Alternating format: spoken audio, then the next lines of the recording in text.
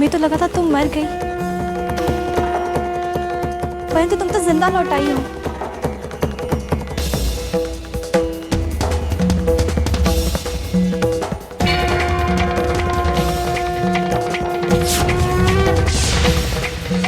अब सच का पता सबको चल जाएगा, समझी? ये तो वही लड़की है जो गोकुल आने के समय में मिली थी। ऋषि मुनियों के साथ थी वो। पंडित जी जल्दी से फेरे शुरू करिए। माँ, जब जमुना आ गई तो फेरे क्यों रुक? चुप!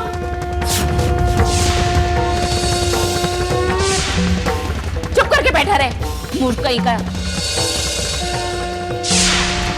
वो कहाँ है? वो कौन जमुना?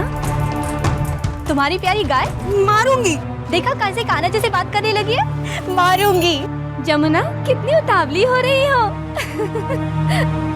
तुम्हारे वो वहाँ है। कहाँ? वहाँ देखो, वहाँ।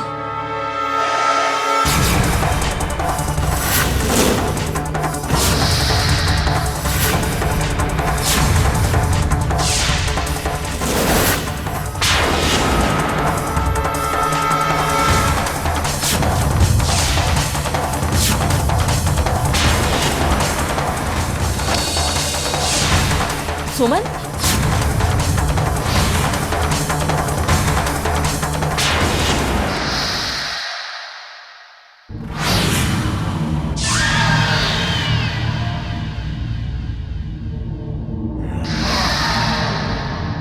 कहाँ गया वो बालक? शरारत करने की भी एक सीमा होती है।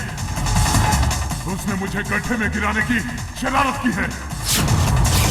मैं उसे दंड दूंगा, नहीं छोड़ूंगा उसे। यदि मथुरा नरेश ने यह जान लिया कि एक बालक ने मुझे मात दी है, तो वो तो यही सोचेंगे कि अगासुर किसी काम का नहीं है। उसे एक बालक भी मात दे सकता है। मथुरा नरेश तक ये बात पहुंचने से पहले ही मैं उसे निगल जाऊंगा।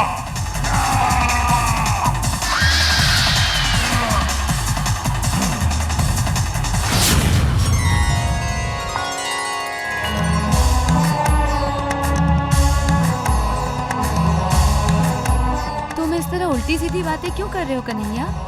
क्योंकि मैया ने मुझे बांध रखा है ना। मुझे तुम छोड़ दो ना। मैया हम पर क्रोध करेगी तो?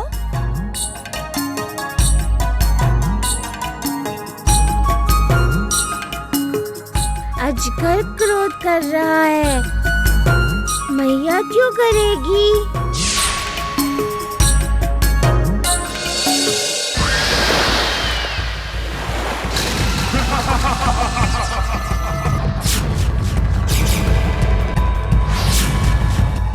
रुक जाओ, मैं कहता हूँ रुक जाओ। और भाग क्यों रही थी तुम दोनों? इस अगासुर की अवज्ञा कर रही हो तुम।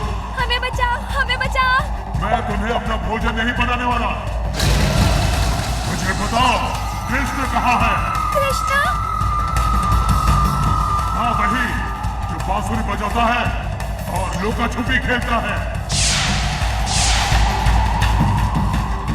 मथुरा में तो कोई कृष्ण नहीं है। मथुरा? क्या ये मथुरा है? हाँ ये मथुरा है। हम मथुरा की हैं। पानी भरकर वापस जा रहे थे तो तुमने। हाँ, इसका अर्थ है उस बालक ने मुझे गोकुल भेजने के स्थान पर मथुरा भेज दिया।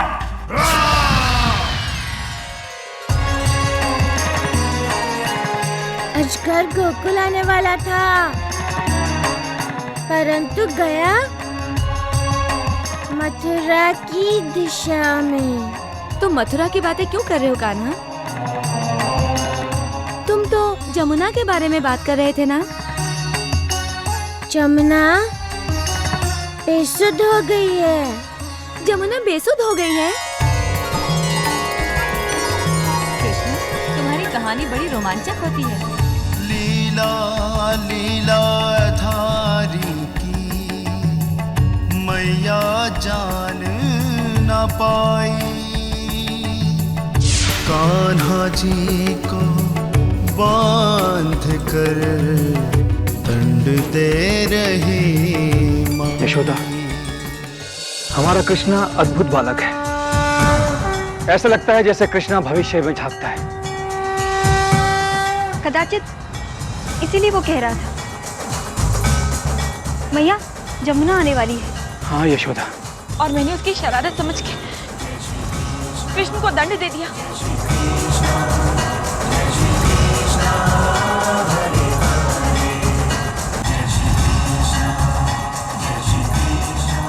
जी मैंने क्या कर दिया? कृष्ण, मैया भी यहाँ पर नहीं है, पिताजी भी यहाँ पर नहीं है, बड़ी माँ भी नहीं है, गोपियाँ भी नहीं है।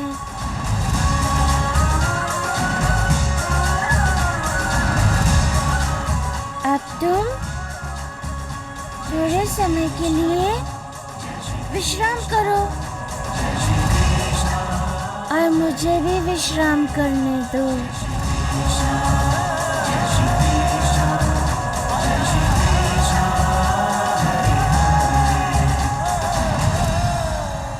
मौसी, अब हर कोई तुमसे प्रश्न करेगा। कमाल की लड़की है ये भी। शादी के मंडप में आके इसे बेहोश होना था।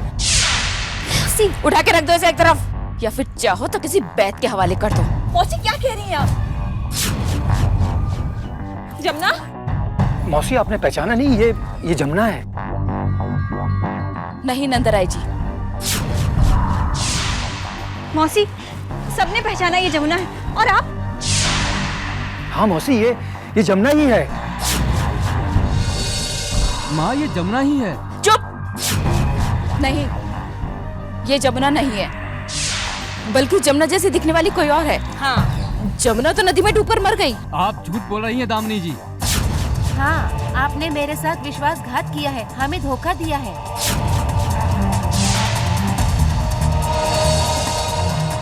आपने हमें कहा था कि आपकी बहू मर गई है, इसीलिए तो हम अपनी बेटी आपके घर दे रहे हैं।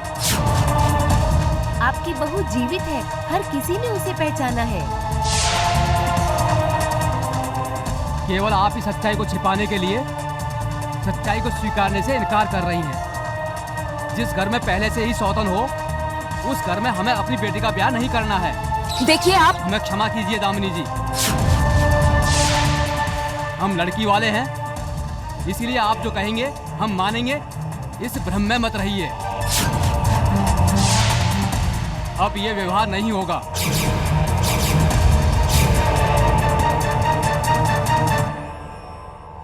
मैं अपनी बेटी का भविष्य आप जैसी सास के हाथ में सौंपना नहीं चाहता, जो बहू को बेटी तो क्या बहू मानने के लिए भी तैयार नहीं है।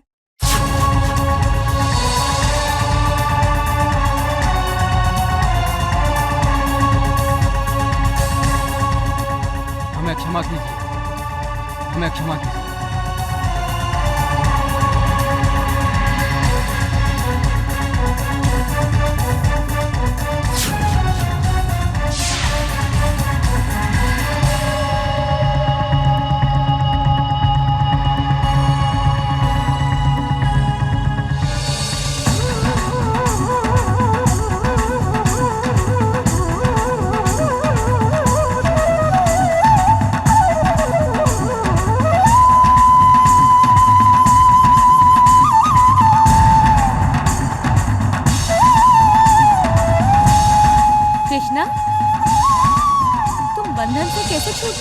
इसने छुड़वाया। हाय राम, कान्हा झूठ बोल रहा है, मैंने उसे नहीं मुक्त किया।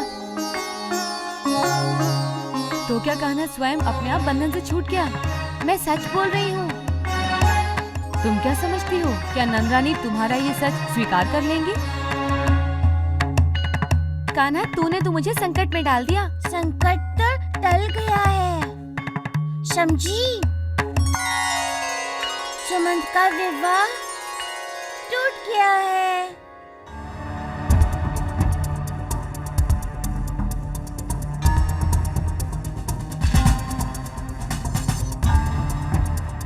वैद जी कहाँ है?